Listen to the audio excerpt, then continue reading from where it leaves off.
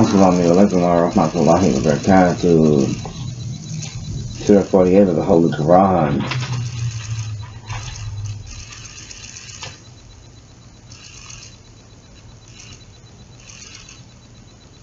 Surah al-Fath, the Conquest.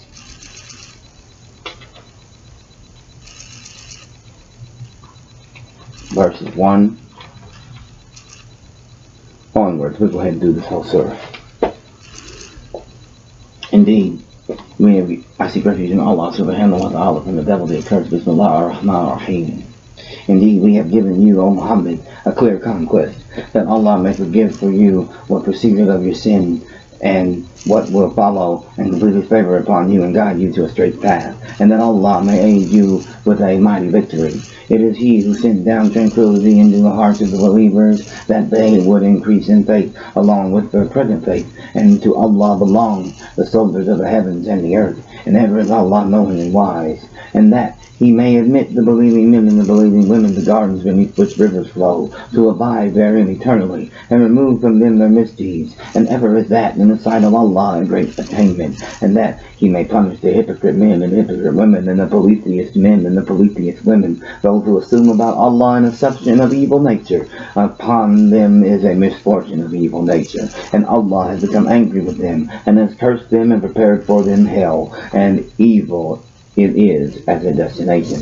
And to Allah belong the soldiers of the heavens and the earth, and ever is Allah exalted in might and wise. Indeed, we have sent you as a witness and a bringer of good tidings and a warner, that you people may believe in Allah and His Messenger, and honor Him and respect Him, the Prophet, and exalt Him, Allah, morning and afternoon. Indeed, those who pledge allegiance to you, O Muhammad, they are actually pledging allegiance to Allah. The hand of Allah is over their hand. So he who breaks His word only breaks it to the detriment of himself, and he who fulfills that which he has promised Allah, He will give him a great reward.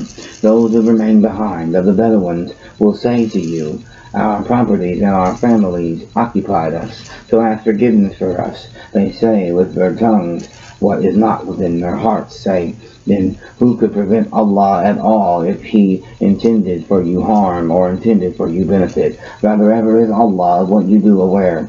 But you thought that the Messenger and the believers would not return to their families ever, and that was made pleasing in your hearts. And you assumed an assumption of evil and became a people ruined. And whoever has not believed in Allah and His Messenger, then indeed we have prepared for the disbelievers a blaze. And to Allah belongs the dominion of the heavens and the earth. He forgives whom He wills and punishes whom He wills. And ever is Allah forgiving and merciful.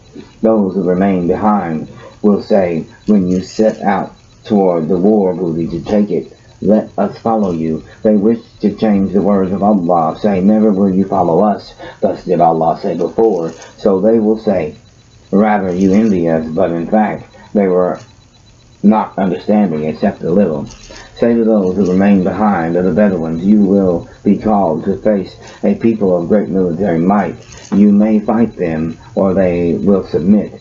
So, if you obey, Allah will give you a good reward, but if you turn away as you turned away before, He will punish you with a painful punishment. There is not upon the blind any guilt, or upon the lame any guilt, or upon the ill any guilt, for remaining behind. And whoever obeys Allah and His Messenger, He will admit him to gardens beneath which rivers flow, but whoever turns away, He will punish him with a painful punishment. Certainly was Allah pleased with the believers when they pledged allegiance to you, O Muhammad, under the tree, and He knew what was in their hearts.